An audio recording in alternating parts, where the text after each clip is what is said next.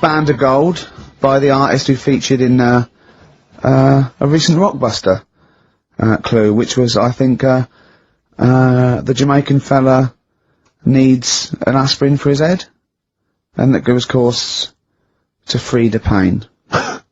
Brilliant. Rockbuster's coming up, isn't it, Carl? We start up now? Get it going? No, let's I thought we weren't doing this anymore. I know, I don't know what happened. I don't know, I mean... But I mean, we're shooting off in a couple of weeks, so... Yeah. What difference does it make? Well, we might as well... Now you've mentioned it, it's a good time. Go on then. Right. 3 cryptic clues, like the one you just heard there. First one... Cryptic, I like that. Is cryptic a word? First one, my younger brother spotted you the other day. Right, that's the cryptic clue. My younger brother spotted you the other day. The initials JS. JF's for the band. Second one, that champagne belongs to the boxer's kid.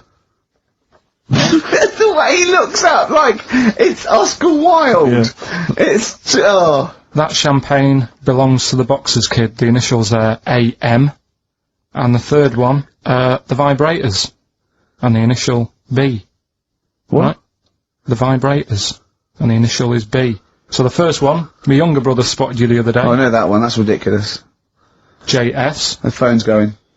Second one, that champagne belongs to the boxer's kid, AM. And the third one, the vibrators, the initial B. So, email in, and you win.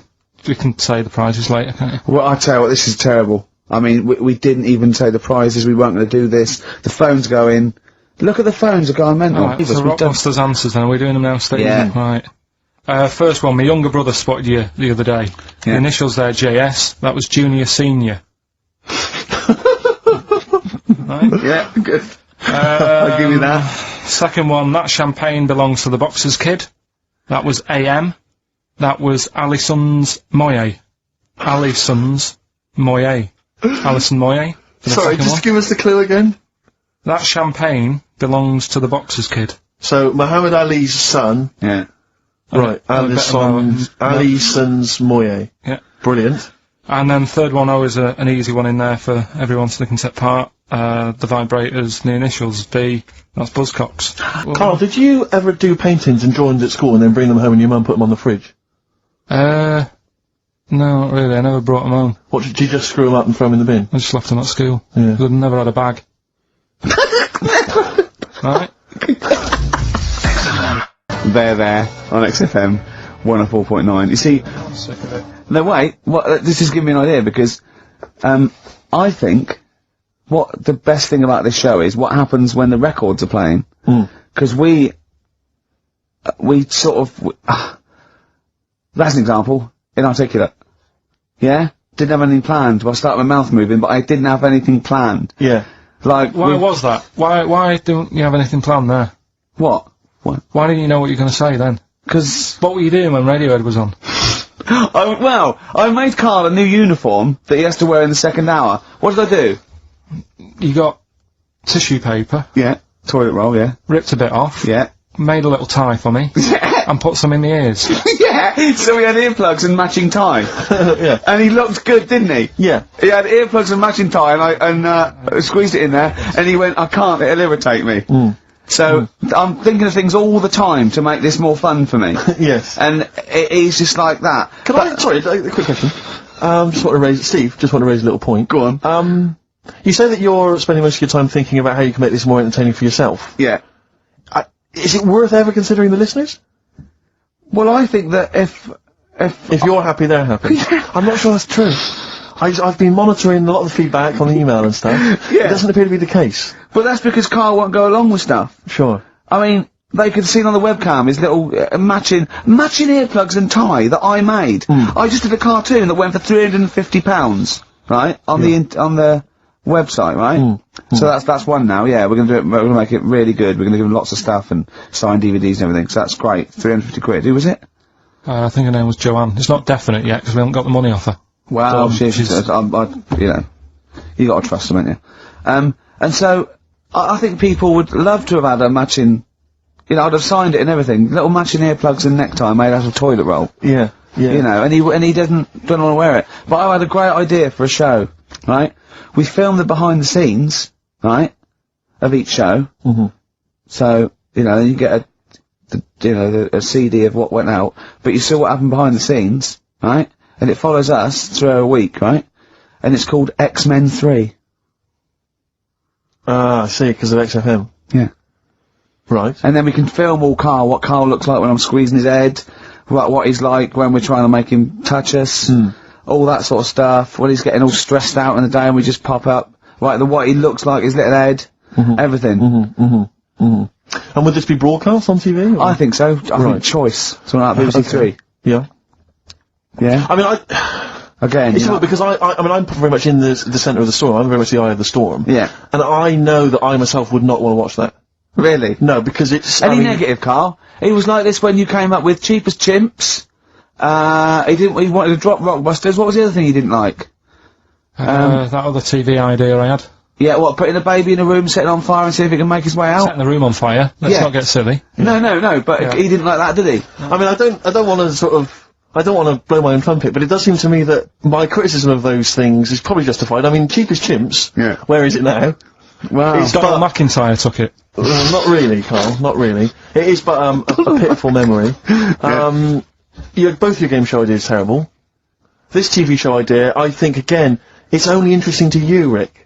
This is what you failed to realise. You've got no sense of the greater public. To be honest, I'm just taking this from what people are emailing in. They're not interested in Carl. I don't read the emails. They're not interested in Carl. I don't read the emails. They're not interested in Carl. They're not interested in Carl. But if we did a documentary about him, like they did about Oliver, the human Z, or that's a different case. Or the girl that was older than her mum, or, you know, all those other sort of things. I think if we actually did a definitive documentary and got in doctors to talk about him, and showed him... That psychiatrist from Big Brother. Yeah, and just talked about it, and then showed him in his environment, I think it'd be brilliant. I think it'd be a brilliant show.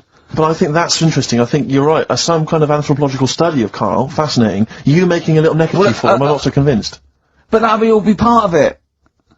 Play a record, let's think about this, because I think this is an idea. If any broadcasters are listening, like Greg Dyke, or, you know, we'd even go to Channel 5 with this, I think, wouldn't we? I mean, alternatively, if you'd like to incorporate Carl into some kind of Blue Peter appeal...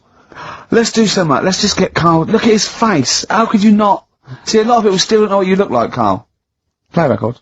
Turing Breaks, Painkiller on XFM 104.9. A couple of emails, Rick, that I ought to notify you about. Holly has emailed in. She wants us to wish her good luck. She says that she's one of 15,000 women who will be walking 26 miles around London starting at midnight tonight in their bras to raise money for breast cancer research. Prostitutes? No, just regular ladies, I think. Oh, right. But I was at a loose end, so that's something for me to do.